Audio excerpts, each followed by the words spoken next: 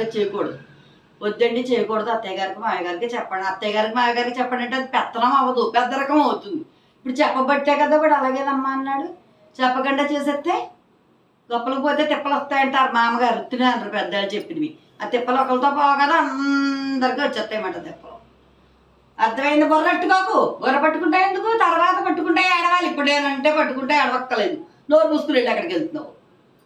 2 మంచినీళ్ళు తాగి వెళ్ళి వాటిని తిన్నావు కదా, అలా వెళ్ళకూడదు. 2 మంచినీళ్ళు ఇప్పటికి. సరే, మీరేమో అన్నీ నేనేమో సర్ప్రైజ్ చేస్తానన్నారు కదా, మీకేదో సరదాగా చెప్దామని అయితే మొత్తం ఇంత పెద్ద పెట్టేశారు. సర్ప్రైజ్ కాదు, అప్పుడు మీతో పాటు మేము కూడా బెంగలెట్టుకోవాలి ఈ వయసులో. అర్థమైందా? రామకృష్ణ నాయగా ఏదో దేవుడు రౌడు అని మేము ఉన్నవాళ్ళు మమ్మల్ని ఇబ్బంది పెట్టకండి. మేము ఎవరికి ఏం సర్దలేము. రామంటే పంచగలం కానీ లక్షలకి నుంచి తేగలం. మా అయ్యగారు రూపాయి అప్పు చేయకుండా ఎంత సంసారాన్ని ఈదుకొచ్చారు.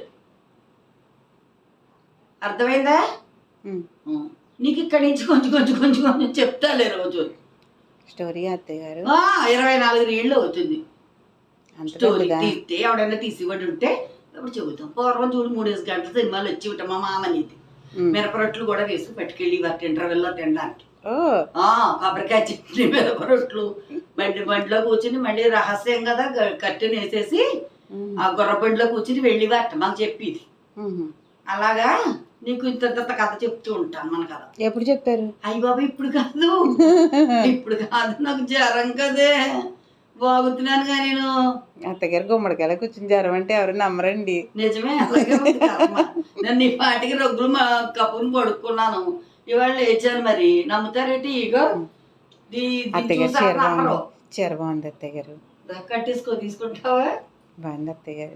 పోనీ కట్టేసుకో, దానికే ఉంది. వాళ్ళే కట్టుకున్నాను నేను, ఇచ్చేస్తాను, తీసేసుకో. బాగుంది బాగుంది. ఒకసారి చూపించండి మీరు చీర, ఫుల్గా చూపించండి.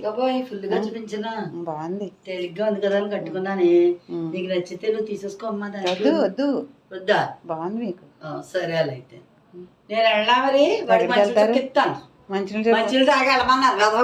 ఉండండి వెళ్ళిపోతారు. అస్తమాని ఇదొకటి మీ దగ్గర మాట్లాడదాం అన్నాను అనుకో, గబగబా కేకలెట్టాను. వాడి మీద ప్రేమ లేక కాదు కదా, వాడు అప్పుల పాలు అయిపోతే మనకే కదమ్మా. మొగుడు అప్పుల పాలు అయితే నువ్వు ఒక గంట చూసుకుంటూ ఉండాలి ఏం చేస్తున్నారు మగాళ్ళు అన్నది. అంటే తెలిసి తెలియని వయసు ఇంకా వాడికి పూర్తిగా తెలిసి వయసు రాలేదు. అంటే వెనకాల మేము ఉండి పడిపోతుంటే లేవదీస్తున్నాం కదా, అందుకు వాడికి పూర్తిగా తెలియట్లేదు. ఆ పూర్తిగా తెలిస్తే వాడే చేయడానికి అప్పటిదాకా మరి కాసుకోవాలి కదా. ఎప్పుడు పడిపోయారు? గడి ఎందుకు పెట్టేసావు? నా కొడుకుని అడమన్నాను నేను బయటికి. ఎప్పుడు పడిపోయారు? ఎప్పుడు లేపారు?